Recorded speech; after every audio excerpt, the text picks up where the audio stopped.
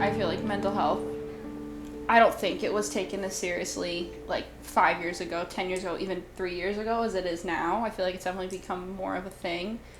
I know, like, for me personally, like, if I didn't deal with it when I did, and I'm still dealing with it now, it's not something that just kind of, like, goes away. I definitely would be in a lot worse place, life-wise, like, emotionally, like, school-wise, than I am now. Because, like, for me, when my mental health was really bad, it makes me less productive. I don't want to do anything. I don't want to, like, move. I don't want to get out of bed. I just feel, like, numb is how I explain it to everyone. Like, I have no emotions. I have no feelings. I have no ambition. And so then it's like, my mental health is going down. I stop caring about doing work, and I don't want to do work, but then my grades get bad, and then that stresses me out even more, and it's just, like, a very vicious cycle.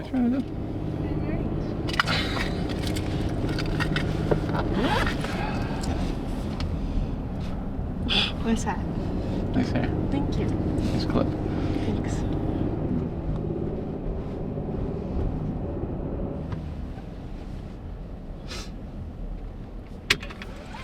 All right, girl. I'll see you later. Have a fun day. They always have security outside? Yeah. Yeah. Like in the morning. And all day. See you later. Thank you. Bye, girly girl. Yeah, I don't think mental health issues or challenges were discussed out in the open very much at all. I think the visual impairments were, like, if you saw somebody who was disabled, that was one thing. But if you saw somebody and they looked normal, but they acted differently, they were just referred to as, that's your crazy person on the street, that's your crazy neighbor. The word crazy and other words that were used to define somebody who has mental illness were just used as general words, and amongst children and adults, there was really no difference. Otherwise, it wasn't spoken about. Certainly no treatment, no counseling, and I don't remember any discussion about things like that in the media or in talking on the block.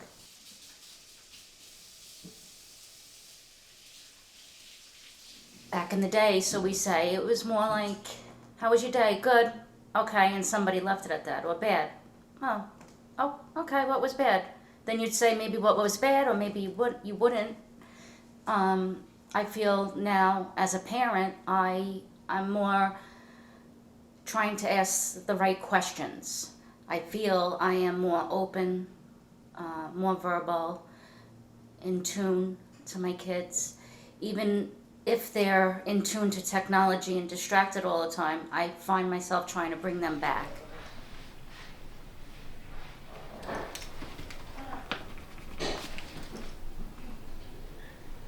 Almost all my classes have homework online, and like even the ones that it's not done online, like in math, I always have to submit things. Like whereas you used to maybe like, oh, I forgot to do my math homework, I'm gonna do it in homeroom really quickly. You can't do it anymore because like you have to submit it before midnight.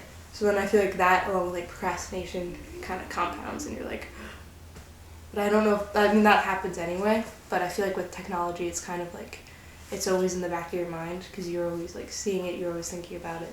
And I noticed that over quarantine, like classes, I didn't click in. I didn't have that one-on-one feeling. And that has affected me this year because my progress, like I used to have a planner, I used to have what I need to do, I had my list, I had my check off, that detached from me right after like COVID because it was just not that connective. I didn't have the urge to do it because I was just like, oh, it's a Dropbox. Like, oh, like I don't have the motivation to do anything. It's social, emotional isolation, I feel at times.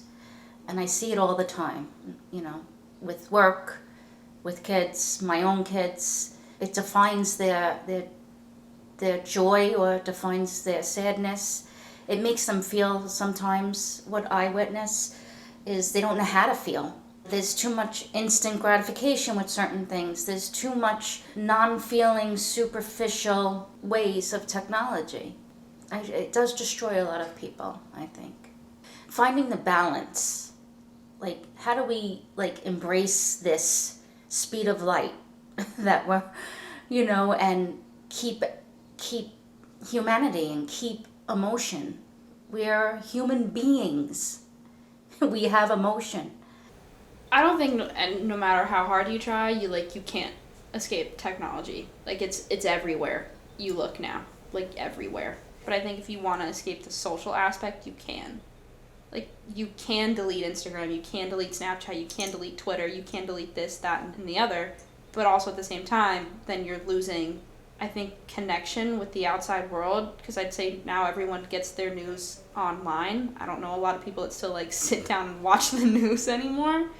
Like I know if I've learned about something going on in my in the outside world, it's through Twitter, which is bad.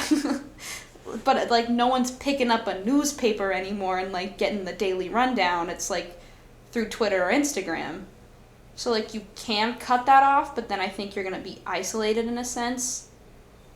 It sucks, but at the same time, that's just the world we live in now. A lot of our training and meetings and group gatherings to get together and discuss a topic, even a new computer program or whatever it might be that we used to have in-person instruction.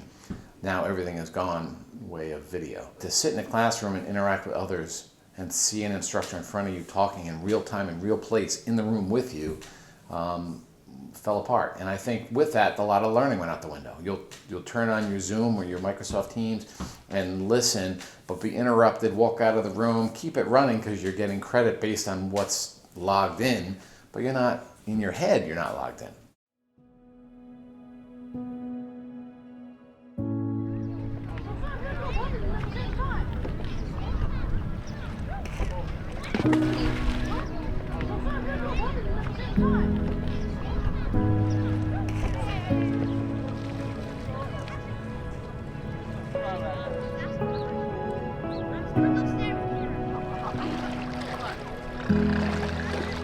It definitely took adjusting.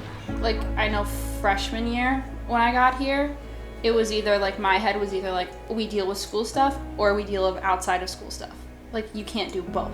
Because then that would I was like, that's how this works, right? Like, that's how college is. I've definitely learned that that's not healthy. That's like not right and not how you're supposed to do it at all. So now it's like become a thing where like I know how to juggle personal and school life now. Like, I've fallen into a routine where like I can go to class and I can study for tests and I could do my homework, but I can also have fun with my friends and I can also hang out with like Carly and Em and like do all this stuff and still have both of my priorities and dealing with them. I know there are families out there that like don't believe in therapy or like think that like therapy can't fix you or help you. I just don't generally agree with that. Like, I don't think therapy is something that like you go to and like you're immediately fixed. You know what I mean? Like, you don't go to one session and you're like, oh, I'm healed. I saw it as a good neutral space where I could talk about whatever I needed to talk about with zero judgment, zero like hypocrisy, like no one, like my therapist or any therapist isn't gonna pick a side. They're gonna give you the 110% honest truth that is right for the situation and help you work through it and fix it. Therapy for me was a place that I could go and not feel judged and just talk. Asking for help doesn't make you weak. It doesn't make you less of a human, especially when it comes to like your mental health. And on my eyes now, and I didn't always think this, like now it makes you stronger to like be able to realize that you do need help and you do need to talk to someone. So I think it is a good conversation, and in the moment, yeah, it's gonna suck, but it's gonna help you a lot in the end.